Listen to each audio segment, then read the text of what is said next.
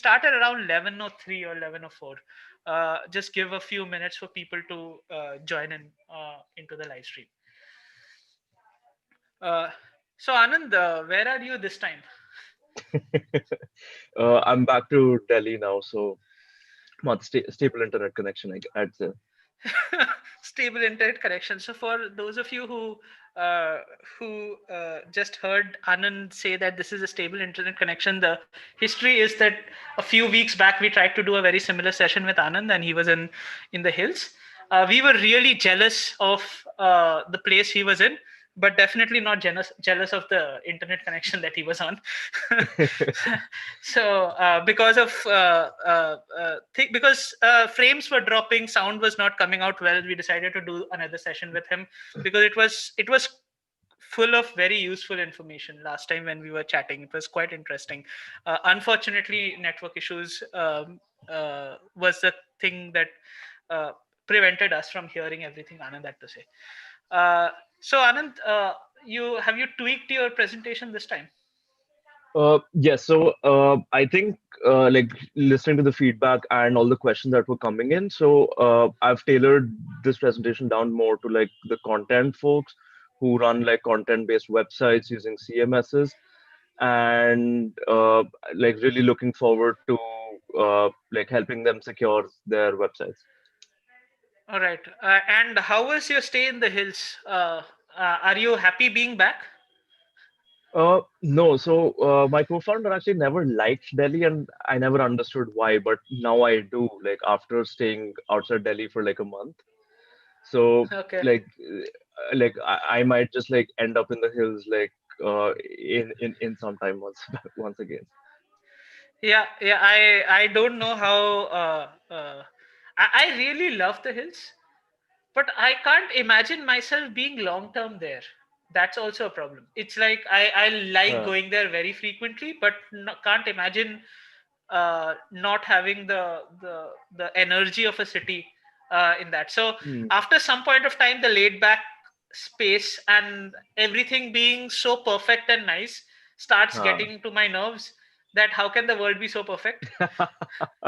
So, so, so then I need uh, some a little bit of chaos in the life as well, I guess. yeah, chaos, I guess.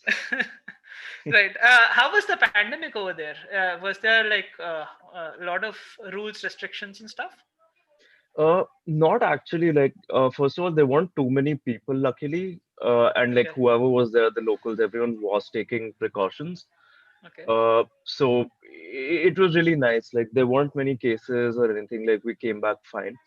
I Okay. was hoping like there would be like slightly stringent checks, but nothing of that sort. Like when we went last month, I guess. And last time when I asked, you were there to complete a project. I hope it actually you would manage to ship it.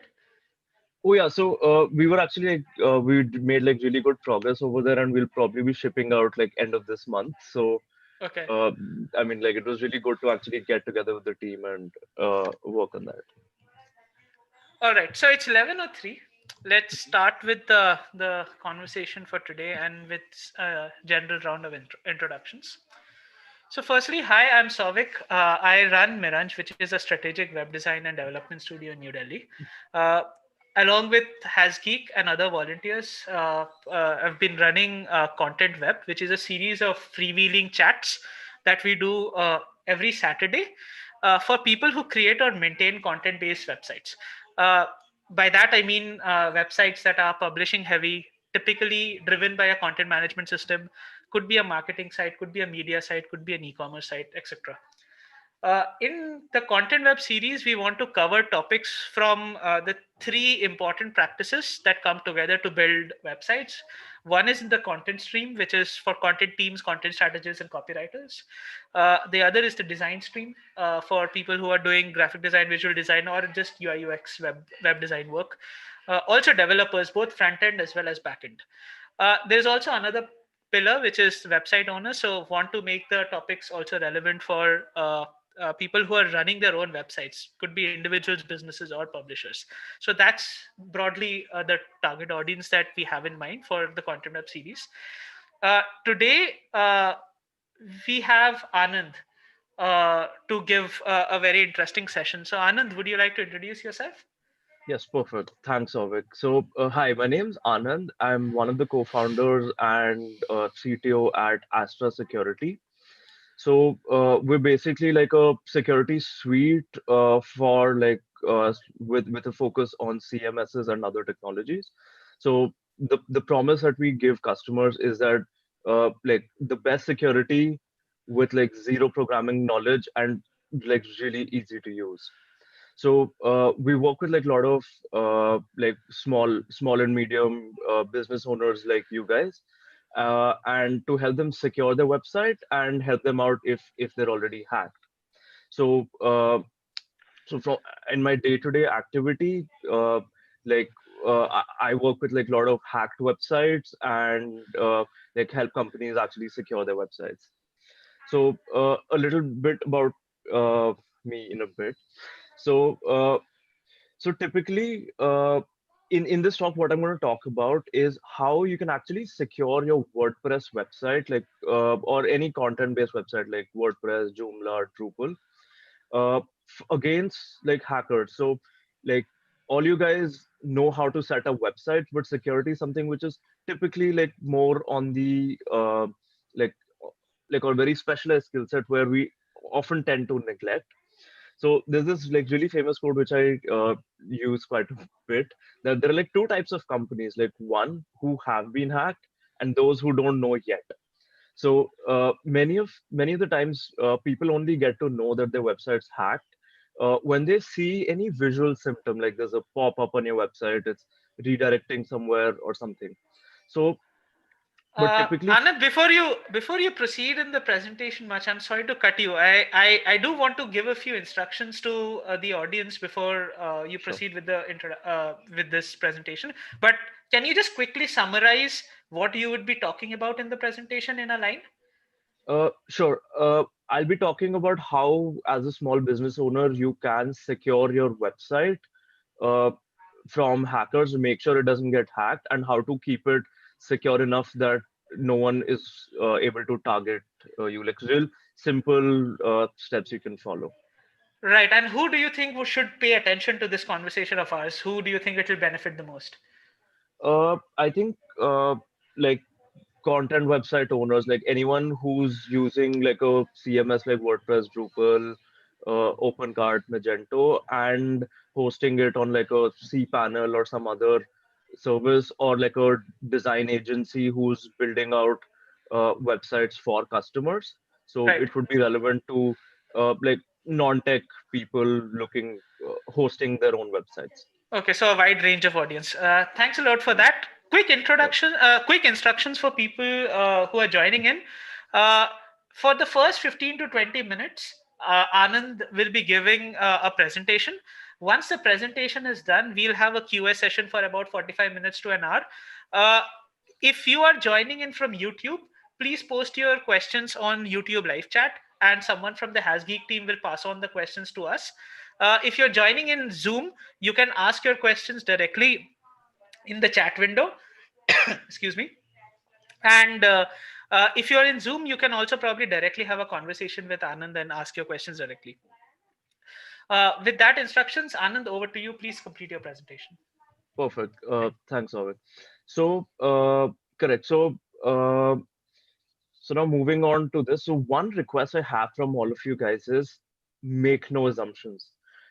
Because in the security field, the thing is that if you make any assumption, like if you make any assumption, it will be challenged, just like Murphy's Law. So always keep that in mind and always uh, like think like a hacker. So I would say. So now what would be the agenda of this talk? So I'm primarily going to cover like three aspects. One would, why would anyone hack me? Second would be like, what are the common malware attacks which do happen on websites? Like, and how can you actually super secure your WordPress website? So these would be the three things, and jumping right in. So these are some of the lies we keep telling ourselves, right? Like, hey, like I have SSL on my website. It's called like 256-bit encryption, and I've paid like 700 rupees for it a year. so no one can hack my website. It's encrypted. The other lie we tell ourselves is I have the best hosting out there, and like my hosting company takes care of security. They're on top of everything, so I don't need to worry about it. Sometimes people also think that I'm too small to be hacked. Like I don't have anything valuable that someone would want to hack me. And typically, like any developer, like, hey, it's working fine, so I don't want to make changes to it. Let it just run the way it is. I don't think it's hacked. Like it's absolutely fine. So these are some of the lies I've been seeing like in the last 5 6 years that uh, I mean these don't hold true, like with security at least. So now now the question comes, like, why would someone hack me, right? Like, so even though you might be like a small business owner or like a digital marketing agency building out like a website like 10, 20, 30 pages, uh, and you might think that, okay, I'm not like a Facebook or I'm not a Google or some really big giant that someone will like some hackers will be trying to be after my website. But the thing is, your website is valuable, you know.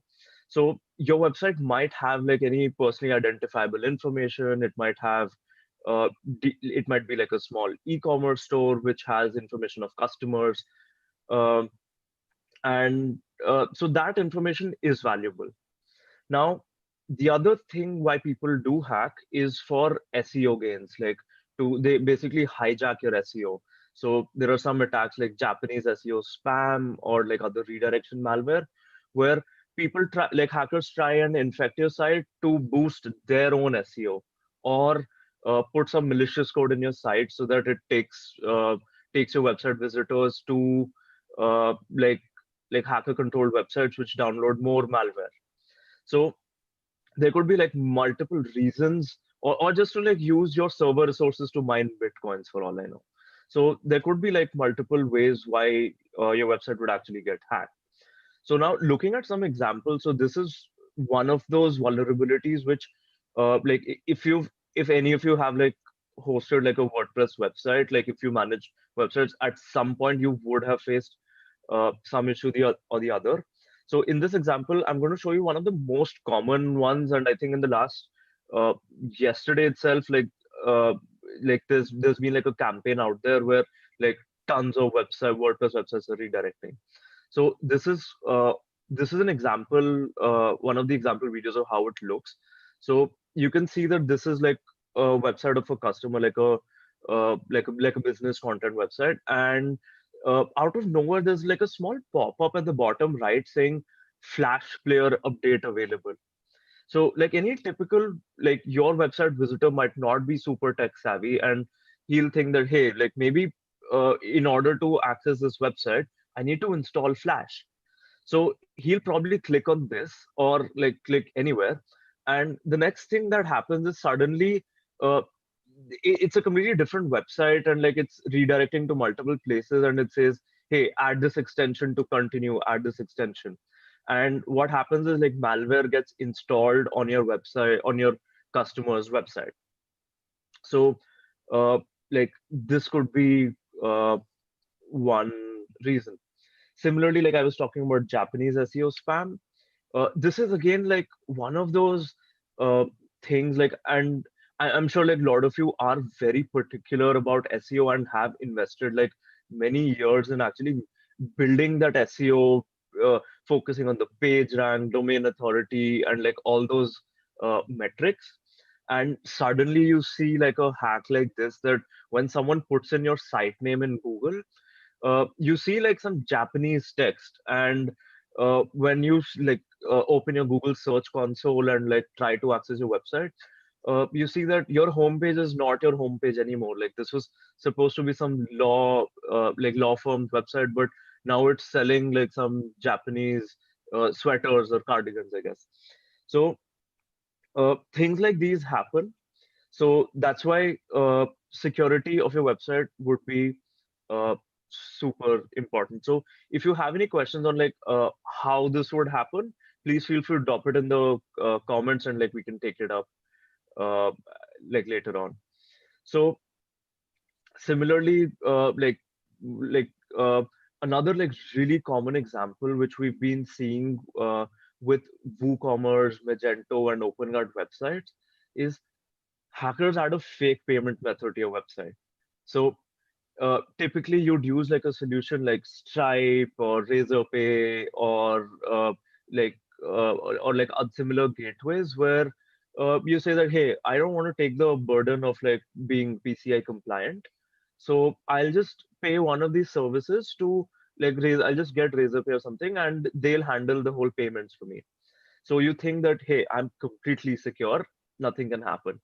But hackers have tried to bypass that too by injecting code that on the checkout page, suddenly there's like a new uh, page which accepts card information. And your customer will never know that, hey, he wouldn't know that he was supposed to be redirected somewhere. So typically, like people enter their card details and this is sent to hackers for them to steal. Now, now the question comes like, how do I actually secure this? Like, uh, these are the typical vulnerabilities which my website could face. Now let's talk a little about how to actually secure these sites. So, like the first and foremost rule would be never use a null theme or a plugin. Like I know that it's very tempting, like initially when starting out businesses or like putting out a new website, that let me just like I'm finding this theme for free online. Let me just download it and use it. So the like that would be like the most important rule, that never do that, because all these free stuff actually has backdoors and malicious code inside it. So uh, most of the null themes are like known to have like this malware called like WPVCD, which is kind of adware. So what that typically does is when you use a null theme, so randomly when your website visitors open it, it opens like pop-ups like ads or something on your website. And it also gives hackers like a backdoor to access your website and like remotely control it.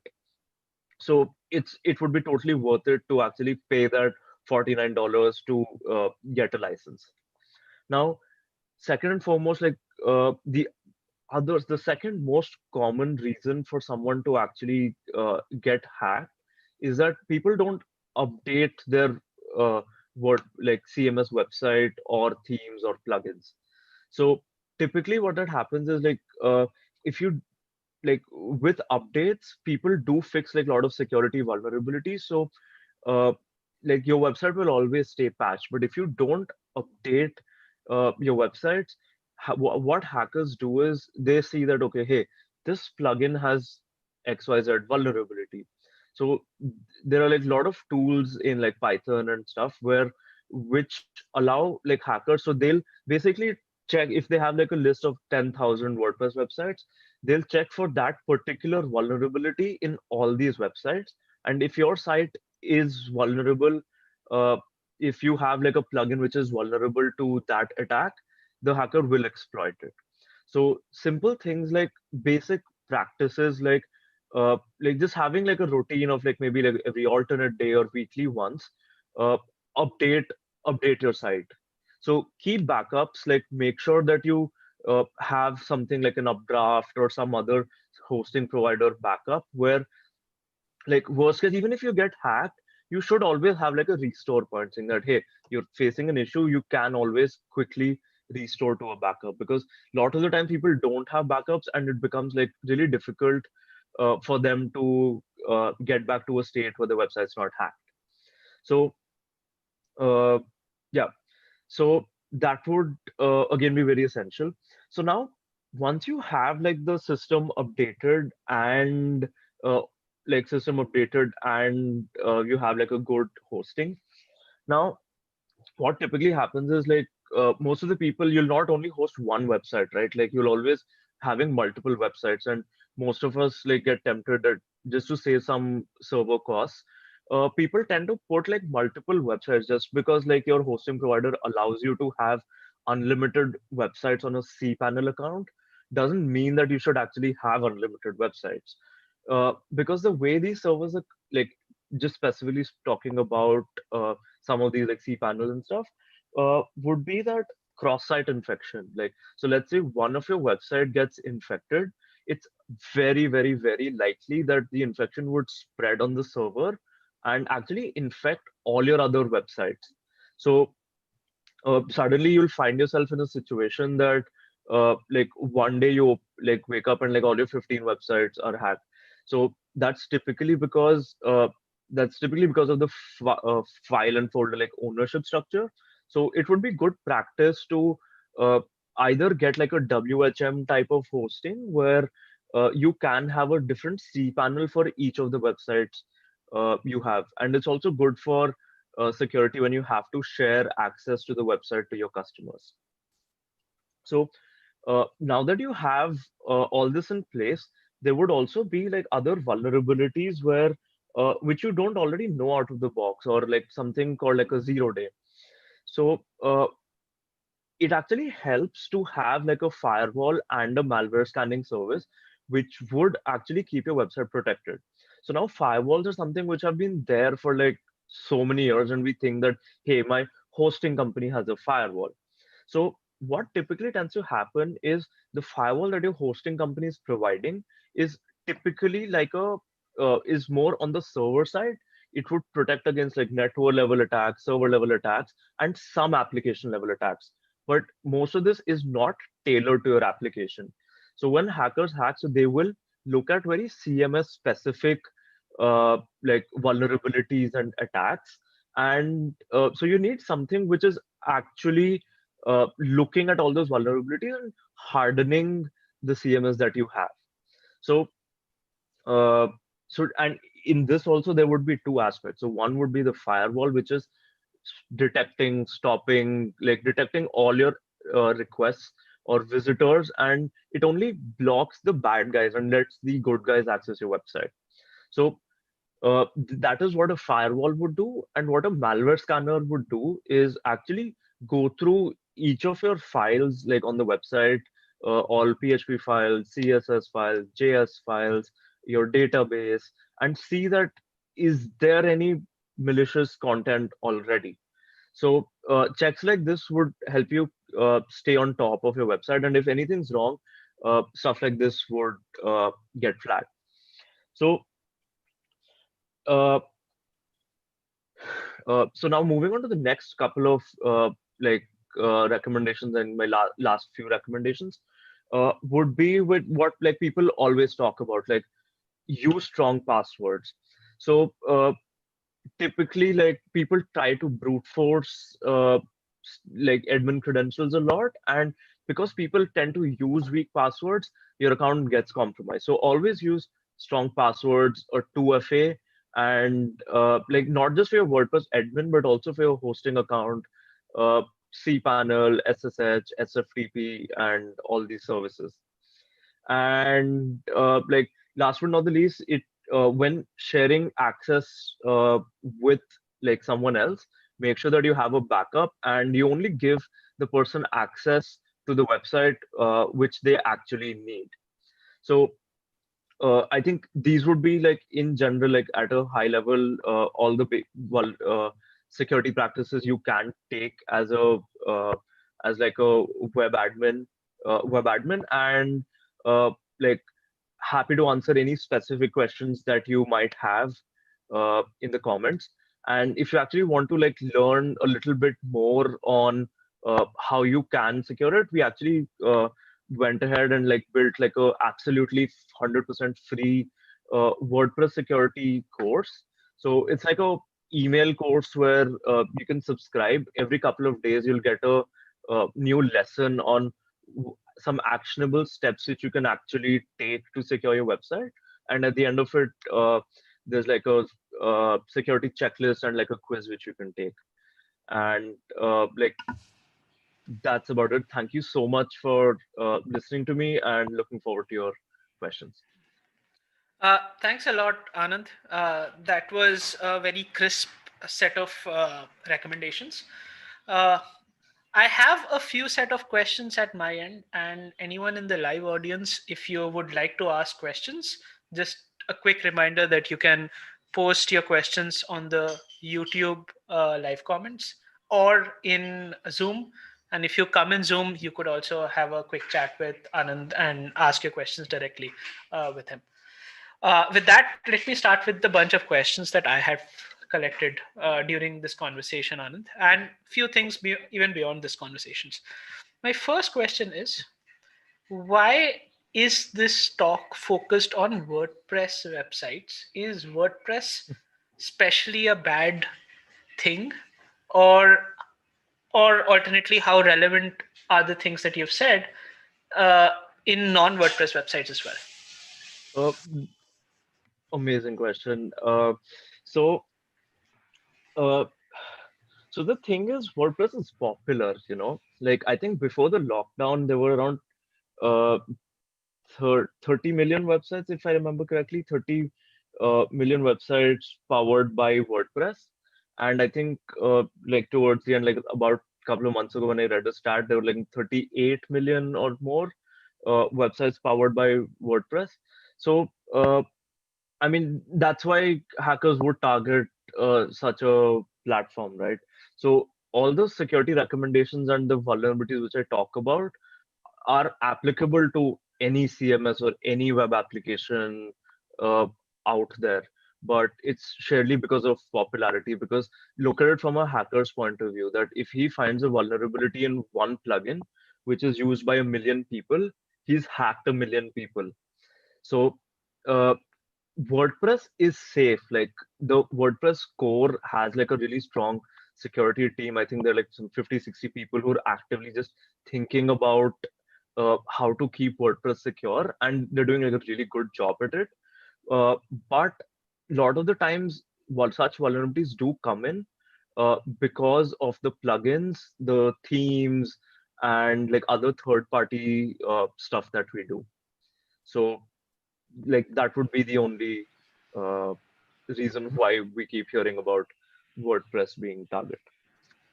Right. So I think this is a good point that you've made. That WordPress popularity uh, is strength in one space, in one way if you see it, and also a weakness in the other way, because then you get to be targeted more. Just like at a certain point of time, Windows had a crazy popularity, and all viruses were made for Windows mostly. Correct. Uh, Correct. at a certain point of time, and that is always going to be the downside of being a popular platform. But do you also believe that WordPress has taken certain architectural decisions, especially around the fact that it wants to be so backward compatible with PHP and even technologies that have gone out of date, in order to remain also the a very popular platform in a way? Do you feel those things are factors that are negatively impacting WordPress from a security point of view? Uh, yes and no, I would say. So, like, given the size, like sheer size of the WordPress community, you need to be backward compatible, because there are a lot Yeah. of non-tech people who are out there who just set up a WordPress and using it. So, if they take any drastic step like that, people's websites will start breaking. People won't be able to upgrade. Like all kinds of things happen. But in the last year or so, I have seen WordPress take some bold and important tech decisions that Hmm. I think they bumped up their minimum PHP version requirement to 7, I think, a couple of months ago. And like even things like, even if they had to like remove jQuery UI, like a really outdated thing, they have done it. So I see that changing.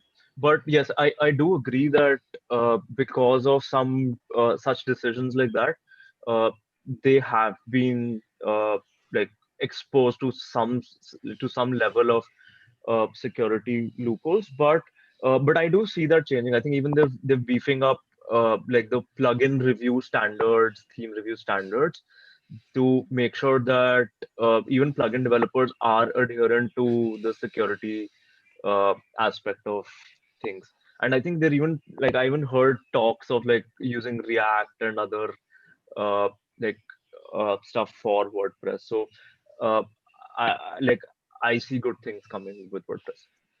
All right. Okay. So, if there's one thing to take away from this first two questions, I would say is that WordPress inherently is not a bad CMS from a security standpoint.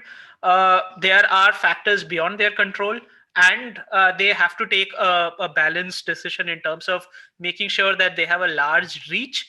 And for that reason, there may be some compromises out there, but then all softwares are a bunch of compromises, and you have to pick the right one that fits you, Correct. that floats your boat in a way.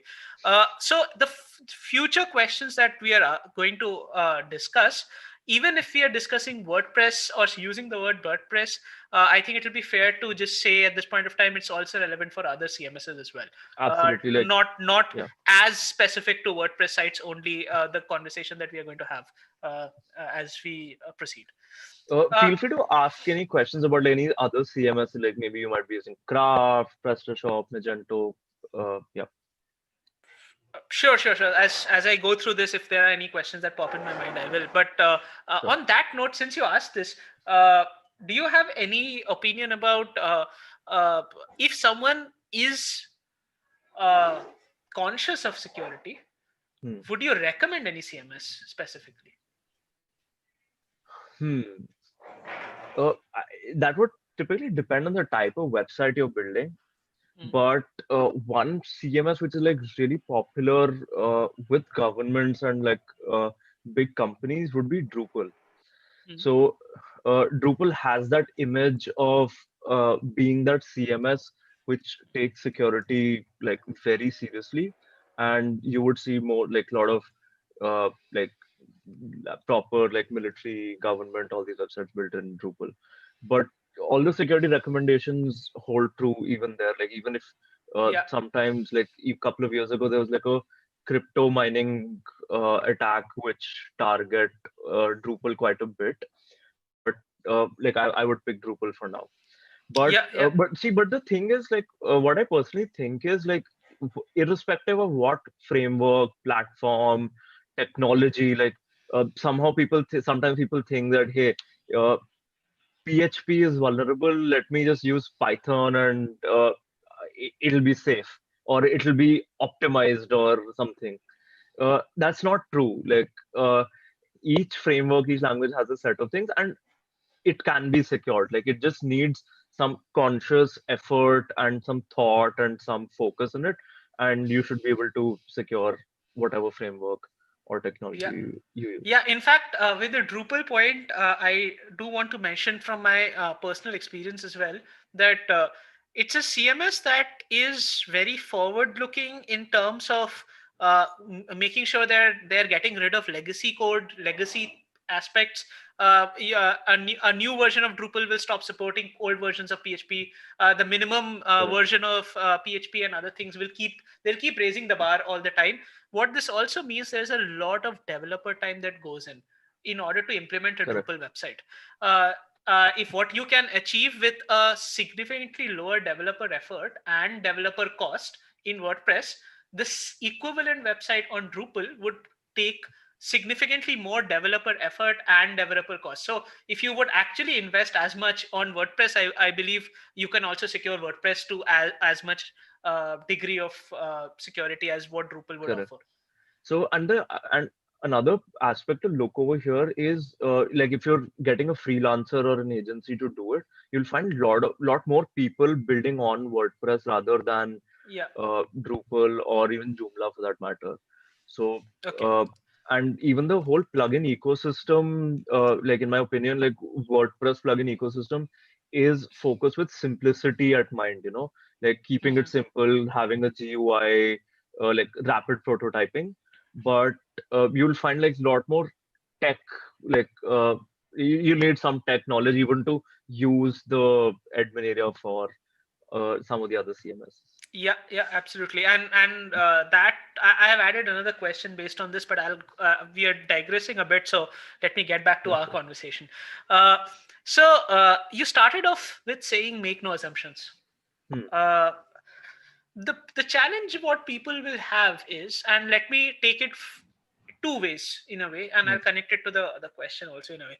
Uh, what are the typical assumptions that you believe a website owner or a person who's looking to get a website made, what are the assumptions that they might carry, and what are the assumptions that a developer might carry in their mind? Because Yeah, often enough, if you don't call out an assumption, it will not be uh, uh, like, it's not easy to get rid of your biases and assumptions, right? You don't even know that correct. they exist. So what are the common such assumptions that you would flag out, both as someone who is out there to get a website built, and as someone who builds a website herself or himself?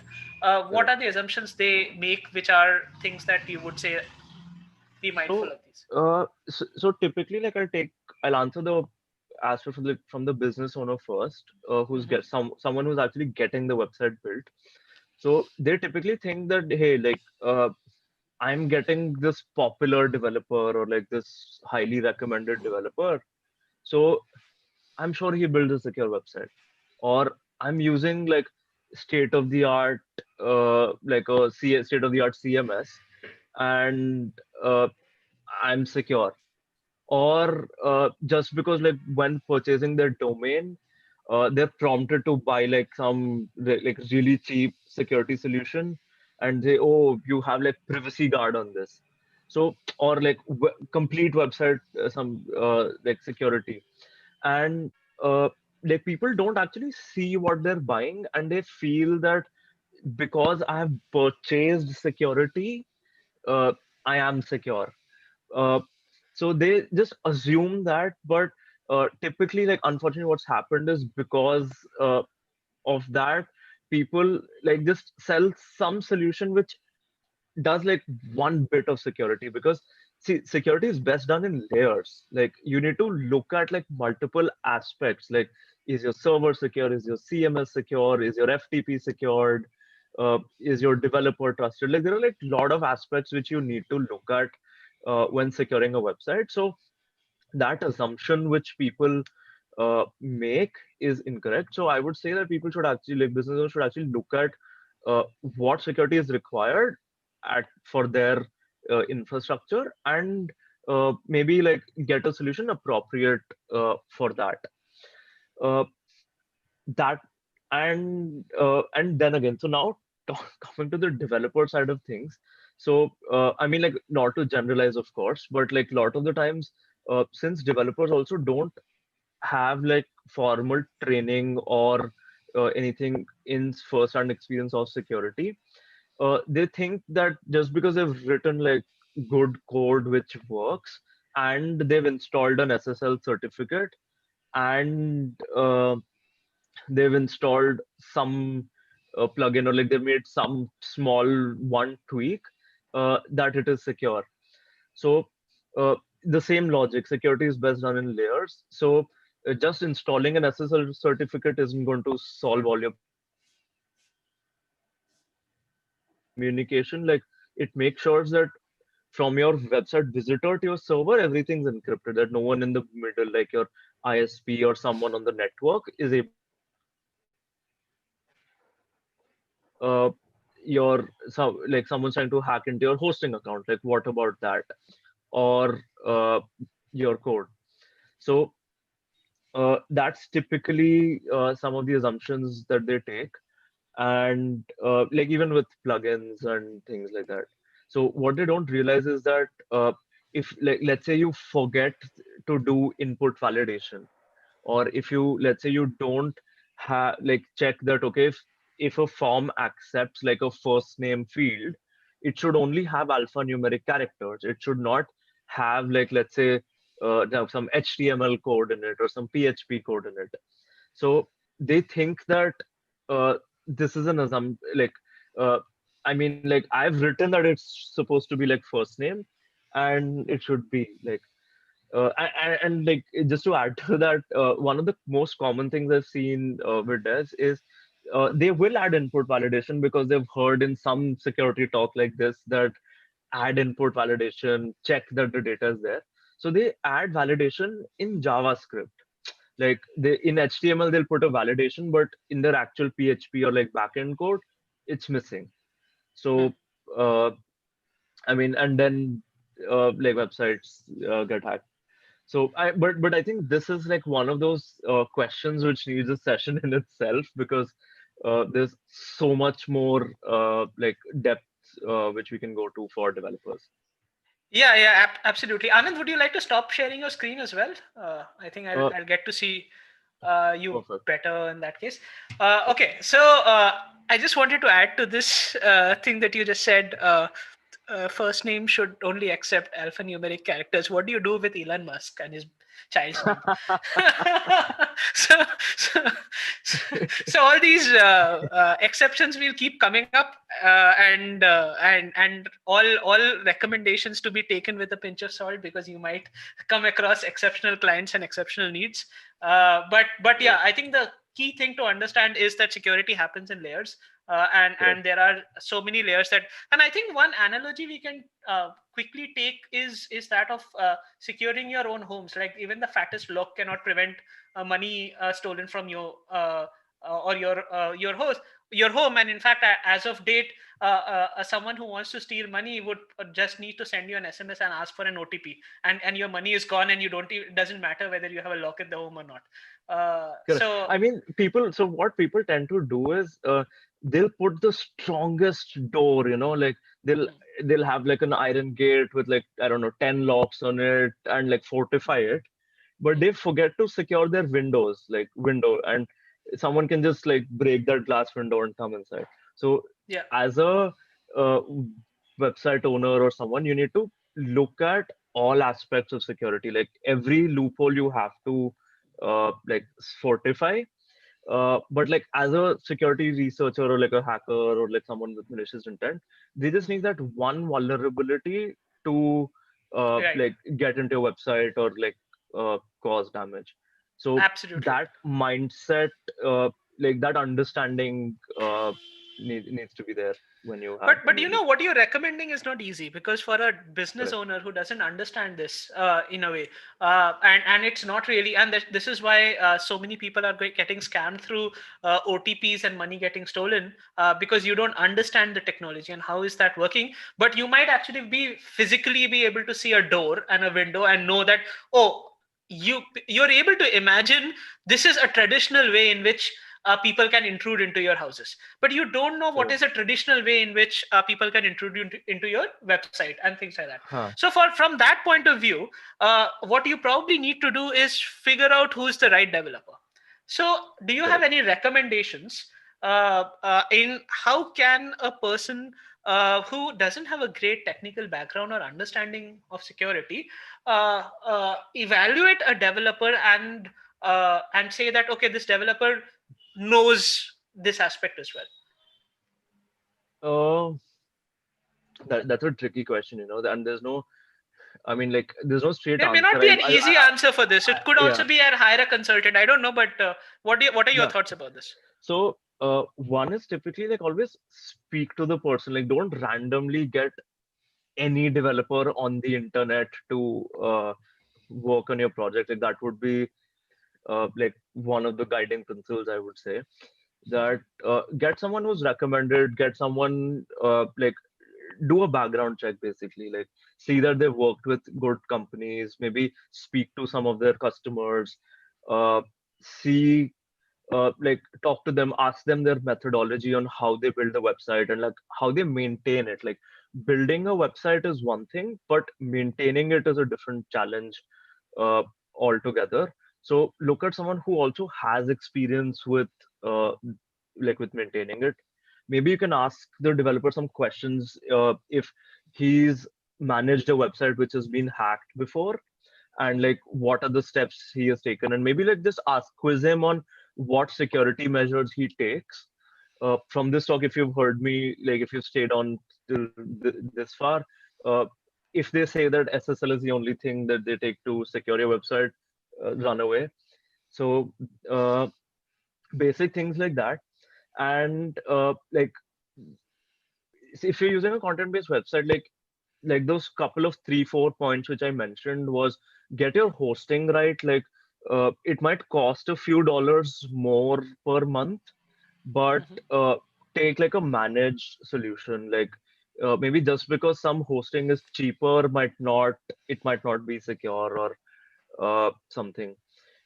Secondly, like things like the hosting being one, and like updates and installing plugins from trusted sources, and only uh, not giving everyone access to everything. Like you don't have to give that plugin developer or someone to make a small change. You don't have to give him your whole server access. So just doing these few things will save you headache from like lot of security issues. So even getting these basic hygiene things would be really good.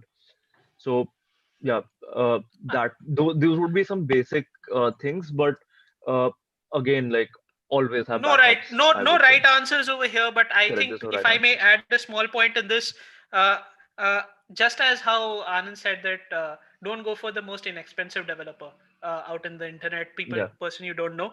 At the same point of time, I would say that don't get a developer who trivializes the point of security, or simply Hmm. commits to you that the website will be secure, don't worry about it. So if Ask questions, correct. Yeah, so if the developer is has tremendous confidence in the security, or is trying to trivialize that point, that don't worry about it completely, and not like having an equal view that yes, it can happen and we are taking these measures, that itself shows a level of And awareness the even developer as a will. business owner, you can go online, like you can search for some security resources, and you yourself, like if you spend like half an hour on it, you will get a fair understanding of what can be done. And so when you speak to the developer on security, he should be able to explain a lot of these things, and Yeah, you'll know that okay, does this person actually know, or he's just uh like saying it for the sake of it.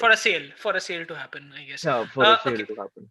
Right. So I do want to know, how does a website owner understand or realize their website is hacked?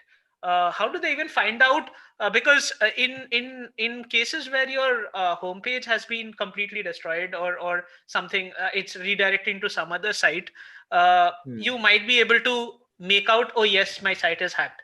But like from a recent example, if I can add, is that a client contacted us. Firstly, this is a case in which the same server was used to host two different sites. Okay, Ah, okay. and this is a case wherein one site getting hacked started impacting the other site. In Hmm. in this case, but when the client reached out to us, they said that the other site is not working.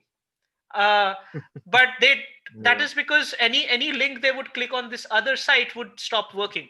But they still did correct. not realize at that point of time. They would put the thing that the website, there's something wrong with the site, rather than Call the realizing developer. No, call the all the developer. Hey, developer this is not the working. Like, why is it site not is not working? working, but you don't even realize until the developer come in and starts intervening and say, oh shit, your other website is hacked and that has impacted this. Ah, You don't even realize that the website, it's a hack.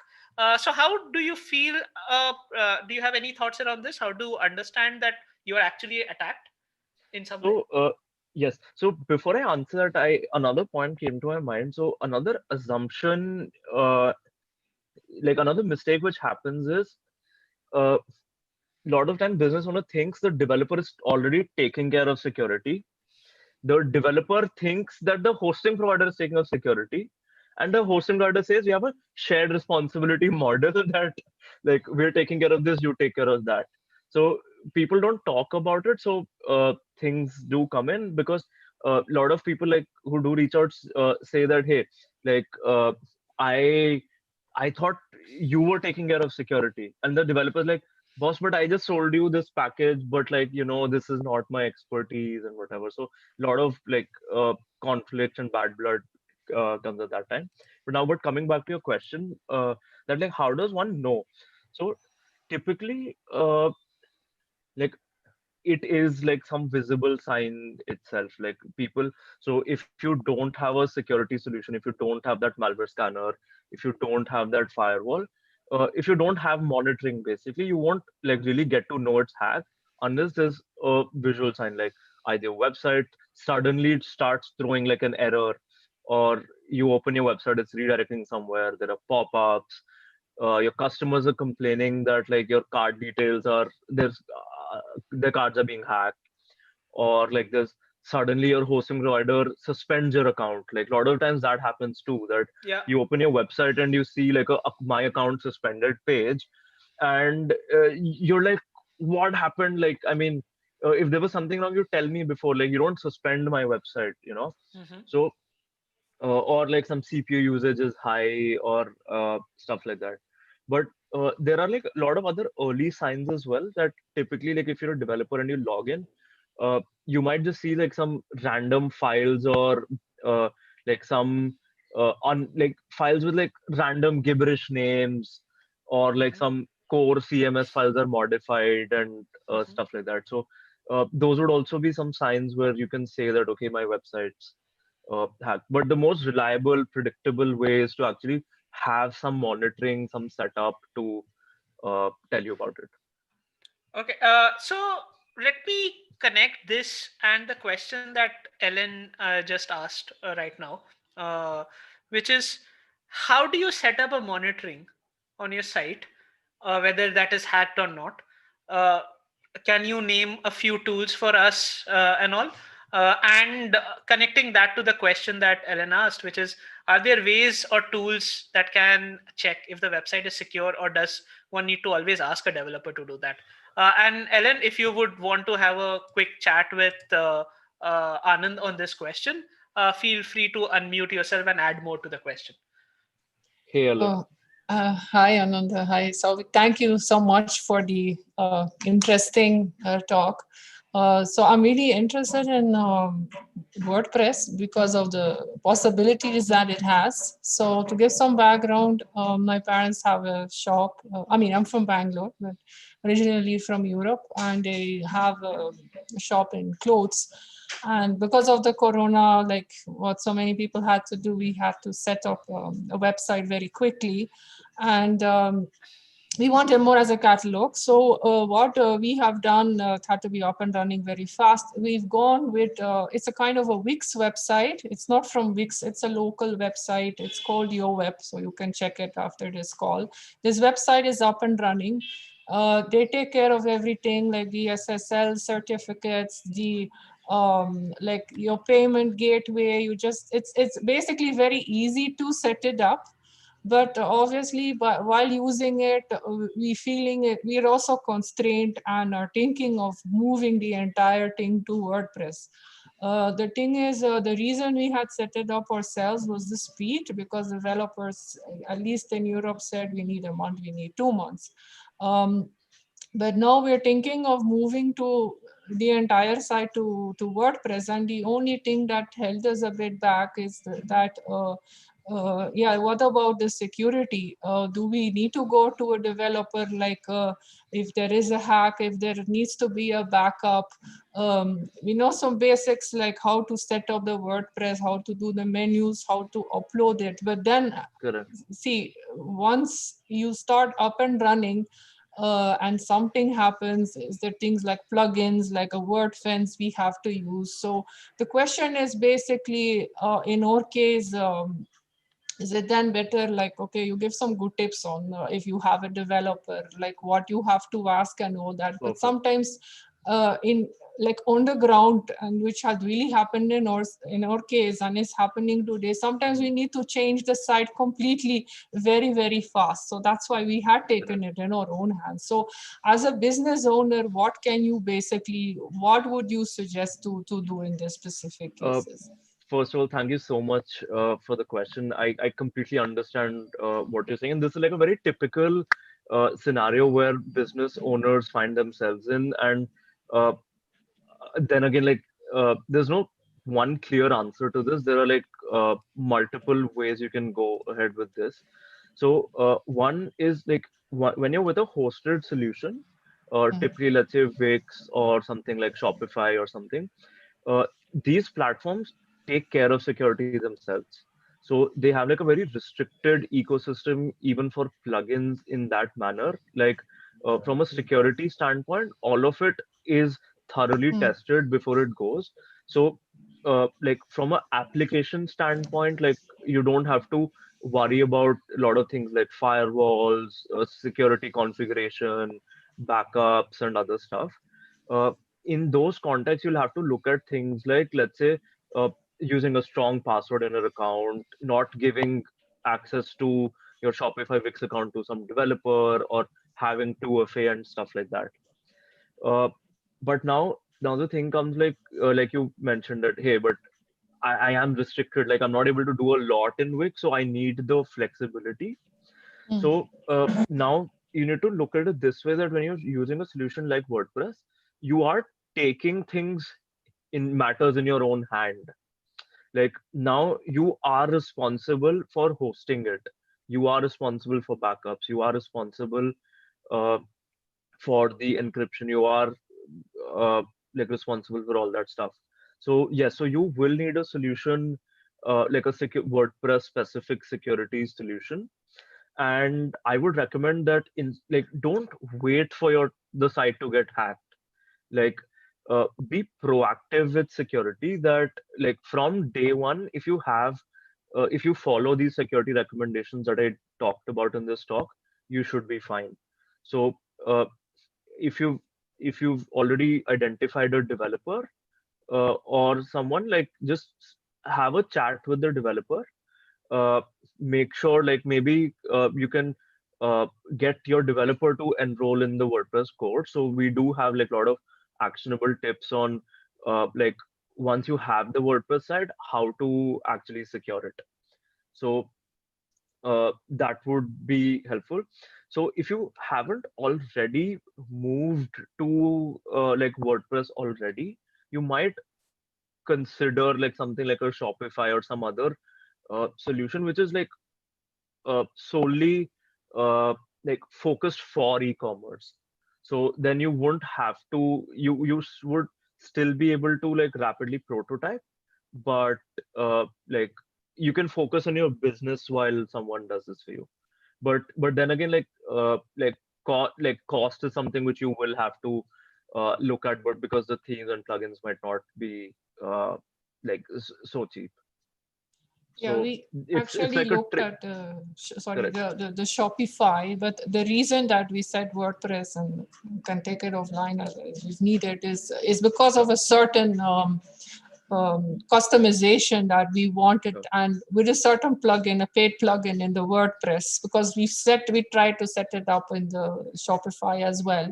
So Sure. it's a specific thing on the site. So there's specific reason why we wanted to go with WordPress. So and Sure. not go with Shopify.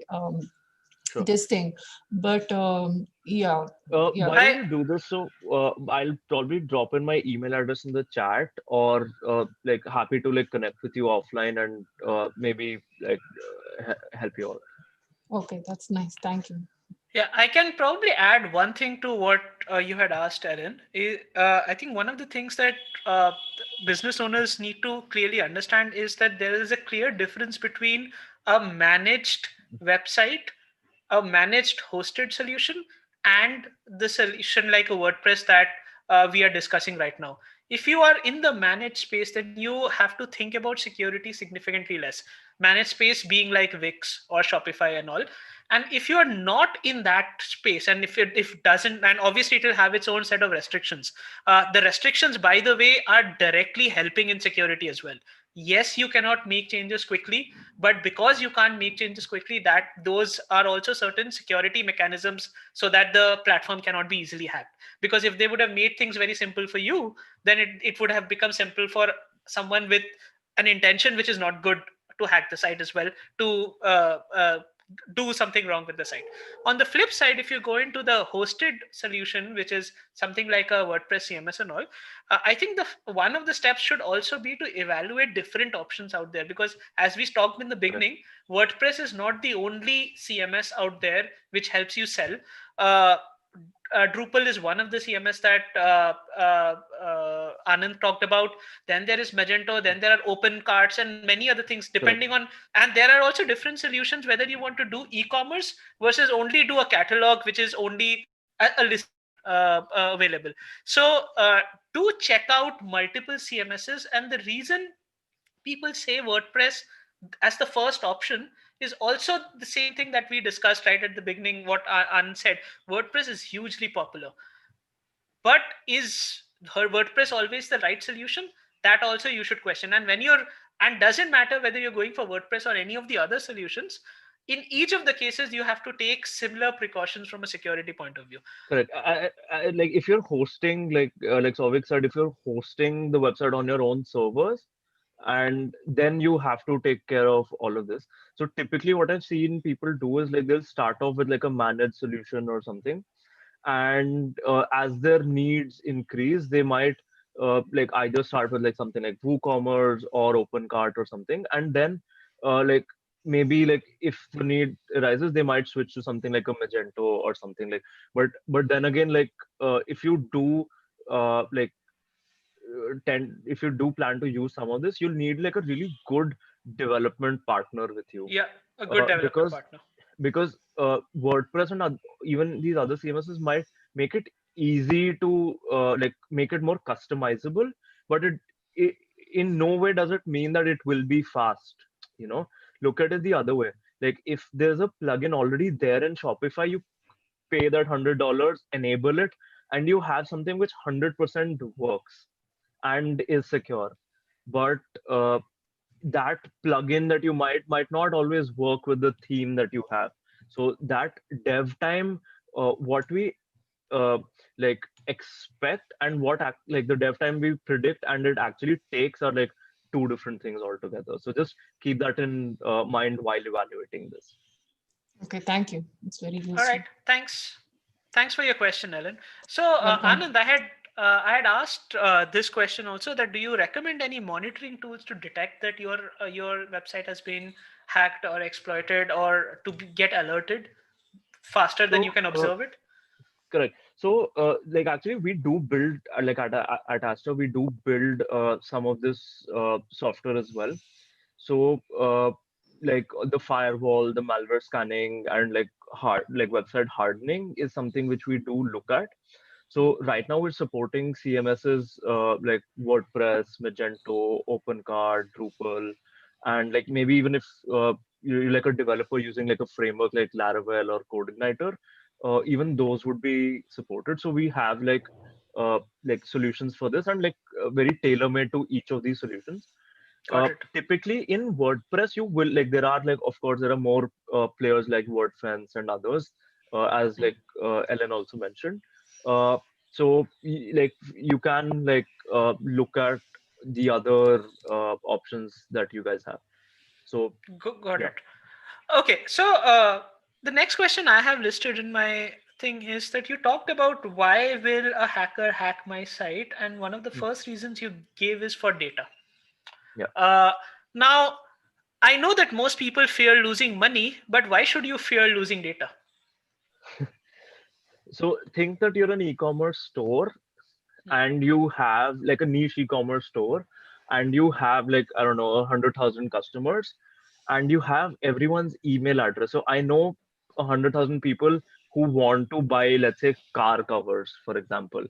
So some hacker who has access to this information can like easily reach out to those people. So like especially for e-commerce, I've seen that a lot of people do targeted attacks for this. So your data is very valuable. So let's say someone gets this data and is selling the same stuff for like much significantly cheaper. That would be one. The second reason would actually be like people tend to reuse passwords, unfortunately. So let's say I hack, get access to whatever website, and I get like list of 100 users with their hashed passwords. So if the correct hashing techniques are not used, the password hash stored in database might be cracked. So if I get to know your password on one site, hackers will try it out on multiple sites. So that's like really important. And yeah, and uh, Uh, depending on the business need, like you might have like a lot of data which you don't even know that you might be capturing. Like e-commerce stores might actually capture credit card information, you know, hmm. so or your Stripe API keys. So things like that could like do play a really big factor. Okay, so if data is stolen from your website, is it are you legally liable, or is it just an ethical and a moral responsibility to keep your website safe? Both. So depends on the country where you're incorporated, like where your company is Hmm. there. So uh, especially in like Europe and all, like with GDPR and like other regulations coming in. So it is like a legal requirement as well for you to not just inform your customers, but also to the authorities. So you will have to notify uh, people, tell them that, hey, like there was so and so breach, this was what happened, these are the steps we've taken, and this is what you should do. So do check, like do speak to your legal consultant, like lawyer or someone who would be able to guide you on such matters. Okay. So, but yeah. Okay. Two small questions that I had noted in between. You'd said that null themes or free themes have uh, malicious code in them, Hmm. or can have malicious code in them, but it often implies that a paid code will not have.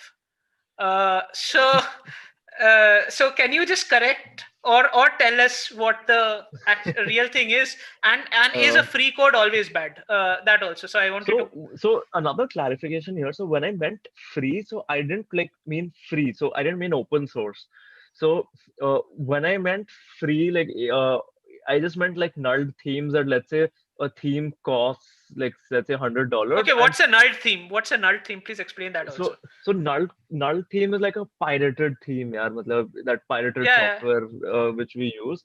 So typically, let's say some theme is for like $100, and suddenly like, you'll search that download whatever theme name space download free or yeah, cracked or nulled or something. So yeah, you'll find some shady website with like links, like 10 links, two links to Zippy share, someone to like mega.nz and stuff, yeah, and yeah. they'll give you that zip. So when you're trying to get something which is paid for free, that typically has malware, because like that is how hackers spread malware. But Yeah.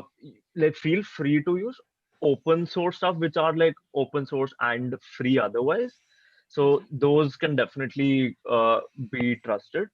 Now Hmm.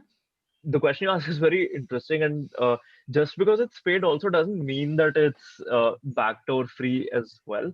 So just because you're paying $10 doesn't mean that it's safe also.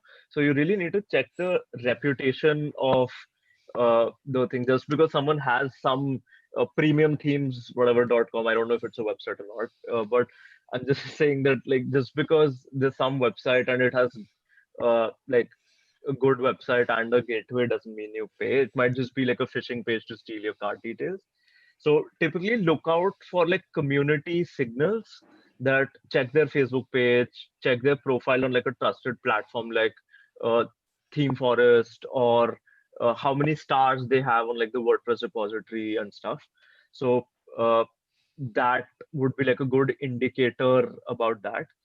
Now there are also some like really sophisticated attacks as well, that sometimes like malicious people like buy open source or like buy free software companies, and like after many months they'll inject that small malware or some small paid link. But those are like very sophisticated attacks. Like they do happen, but like I mean you don't like it shouldn't keep you up at night, but like uh, but that too does happen. All right. Also, can you quickly explain us what is a backdoor? So backdoor is essentially like some code, like typically in the server side programming language. So if you're using PHP, it'll be some PHP code or some Python code or something, uh, which hackers put on your uh, like either they exploit a vulnerability and put that code on your server, or put it like pre-install it in a theme or something. So that backdoor code will allow the hacker to access your website. So when I say access, I mean that at a later date, he might send like some specially crafted URL, like in your website URL, he'll put some additional code which will trigger that backdoor, and the backdoor will, let's say, run a command. So like if you open your PC terminal and you write shutdown, it will shut down. So Yeah. maybe the hacker might uh, run some commands, or uh, take some action. So he can he can install, let's say, like a file manager, or some database admin tool like Adminer or something, and access your database. So typically malicious code is like a broad term for like Got it. malicious code. Got it. Got it. Uh, okay. One more suggestion you had given was keeping WordPress updated, and I extend that to keeping your CMS updated, CMS whatever updated, CMS you correct. might be using. Uh, Keeping your CMS update is a lot of work, uh, Hmm. because the rate at which updates come in is crazy high these days. At the same point of time, sometimes updates break your website or break your business logic or things like that. So generally, as like one of the practices we follow that is that we don't turn on auto updates, but Hmm. we do updates under a controlled observation by the Hmm. developer, and do it periodically, which is not as fast as every 2 days, which you just suggested. Okay, So maybe I'm crazy, I guess, but uh, so what should be the I'm ideal paranoid. period, and what are your good guidelines in keeping software updated, and how do you balance the hard work of keeping a software updated, Sure. because that's also work. So, so I look like I'll tell you my point of view. Maybe I'm paranoid, but the thing is, like, when you're updating, like, let's say 30 plugins at one go, okay, Yeah. things will break. Like, it will break, okay. Yeah. But if you're updating frequently, like daily or like every couple of hours, like I actually update every couple of hours, but like I said alternate day. but but the thing is, Wow. like, when you're only updating like one or two plugins at a time, Yeah. even if anything breaks, you know, like, uh, what caused it. So Mhm. there are, like, especially for WordPress, there are some popular plugins to roll back your WordPress plugin. Mm. So let's say that one plugin update broke, you can just roll that back and just maybe look at the plugin change logs or something on the WordPress repository, that was it a security upgrade or not. If it did break it, you roll it back and then get your developer to look at it. Mhm. And that has worked out fine for me. Like, for me personally, it has worked out. Mhm. But of course, I do understand that it's not always possible to do it that often. So, like, even like a weekly schedule should be okay in most cases, but always do keep a backup of not just your website files, but also the database. Yeah. So, uh, and don't store the backups on the server itself. Like, if you're Yeah. taking a backup, please download it or link it to like a Google Drive or something. Uh, I would say, like, download it to your PC, because typically, like, let's say like your WordPress site is compromised and it has auto backups to, let's say, Drive or something. Those encryption keys would also be technically leaked. So if the hacker is motivated enough, like, that might be compromised as well.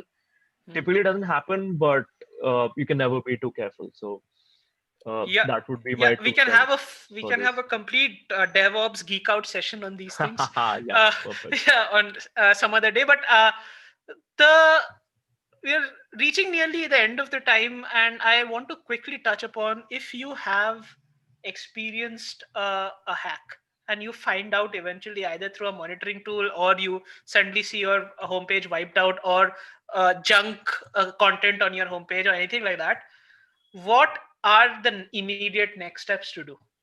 So we worked like with like lot of hacked customers. Like, so what you're talking is like what I do between like breakfast and tea, or like tea and snacks. So so this is something which does happen. So the number one step would be to probably get like a maintenance page up, because you don't want, like, let's say some credit card theft stuff is there. You don't want your customers to get like compromised. So typically the first step would be to get like a monitoring page up, uh, call your developer, call your hosting company, speak to like someone who has a tech idea, because typically people tend to like save some dollars and try to do it themselves, but it will get reinfected. uh, so it is worth like that money for your peace of mind to actually get a professional to work on it, because uh, like like because we do this day in and day out. So we would be able to resolve like the hack in, let's say, a couple of hours versus like a couple of days for yourself. The second would be like try and see if you have a backup, restore that backup, and most of the times even the backup would be infected. Like uh, like you're seeing the symptoms today, but the hack might have happened before.